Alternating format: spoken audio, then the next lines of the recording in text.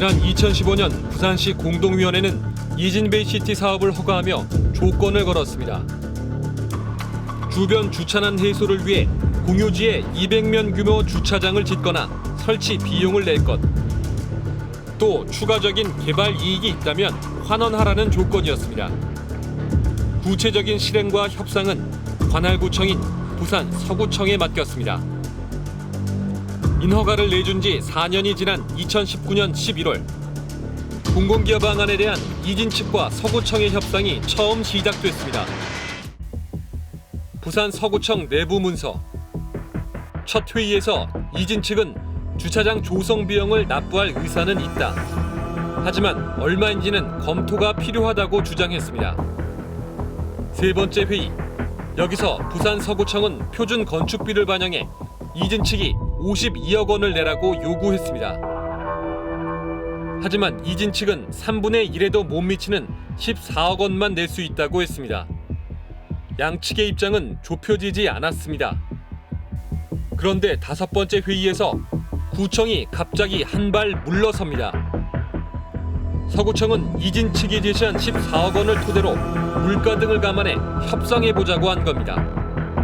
공교롭게도 전동민 의원이 국회의원에 당선된 직후인 작년 5월에 열린 회의였습니다. 이날 회의에서는 또 다른 허가 조건이었던 추가 개발 이익 환수도 논의됐습니다.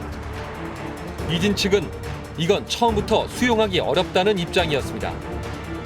그런데 이날 회의에서 이진 측은 오히려 구청에 역제안을 하기 시작했습니다. 호텔을 지어 운영까지 하도록 돼 있는 허가 조건을 바꿔달라고 요구했습니다. 호텔 부지를 일부 쪽에 팔 수 있게 해주면 개발이익 일부는 반납하겠다는 거였습니다. 운영까지 책임지는 조건으로 주거비율 상향이라는 혜택을 받아놓고 이제는 호텔 분양 수익까지도 챙기겠다는 셈법이었습니다. 그런데 서구청은 이진 측의 제안을 검토하겠다고 했습니다. 호텔 건립 후 부지 매각, 분할이나 매각 가능하도록 조건 완화해달라라고 요청을 하죠. 그리고 계속 협상을 하려고 하는 거예요. 그리고 나서 이제 그러니까 구에서 어떻게 하냐면 이게 허가 조건이 완화가 되는지 한번 검토해 보겠다라고 한 거예요. 저는 이것도 서구청에서 왜 이 협상에서 이렇게 밀려나는지도 잘 모르겠고. 결과적으로 양측의 입장은 좁혀지지 않았습니다. 그러자 부산 서구청은 최종 통보를 했습니다. 주차장 건설 비용과 개발 이익 환수 비용을 합쳐 건설사가 100억 원을 내라고 했습니다. 하지만 이진 측은 35억 원 이상은 못 내겠다며 단호하게 거절했습니다. 건설업계에선 인허가를 내준 공공기관이 건설회사의 요구에 끌려다니는 모습은 매우 이례적이라고 합니다. 서구청이 왜 물러진다 하는 것을 반드시 청취로 단정할 수는 없을 겁니다.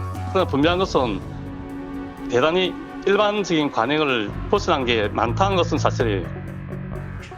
이에 대해 부산 서구청은 상대를 존중하며 협상했을 뿐 이진 측을 특별히 우대한 건 전혀 없다고 밝혔습니다. 이진 베이시티는 내년 5월 완공 예정입니다. 불과 1년여 남은 지금까지도 인허가 조건이었던 지역 주민 편의 제공, 즉 주차장 건설과 개발 이익 환수 방안은 전혀 윤곽을 잡지 못하고 있습니다. 개발 인허가를 내주면서 막대한 이익을 얻게 될 건설사에 주민 복지 시설을 지으라고 하거나 그 비용을 대라는 건 어찌 보면 당연한 건데요. 네. 그런데 이 협상 과정을 좀 보니까 구청이 어째 좀 끌려다닌다. 이런 생각을 지울 수가 없는데요. 네, 특히 공교롭게도 전봉민 의원이 국회의원에 당선된 이유를 보면요. 이진건설은 더 강경해지고 구청은 한 발 물러서는 듯한 태도가 역력합니다. 야, 이게 참 묘한 상황이네요. 자, 준공이 내년 5월. 그러면 이 사업은 사실상 막바지 단계 아닙니까? 그렇습니다. 그런데 최근 이 전봉민 의원의 건설회사에서 이상한 일이 벌어지고 있는 현장을 포착했습니다. 오, 이상한 일이요. 대규모로 문서들이 파쇄돼서 버려지고 있었는데요. 도대체 어떤 일이 벌어진 건지 취재했습니다.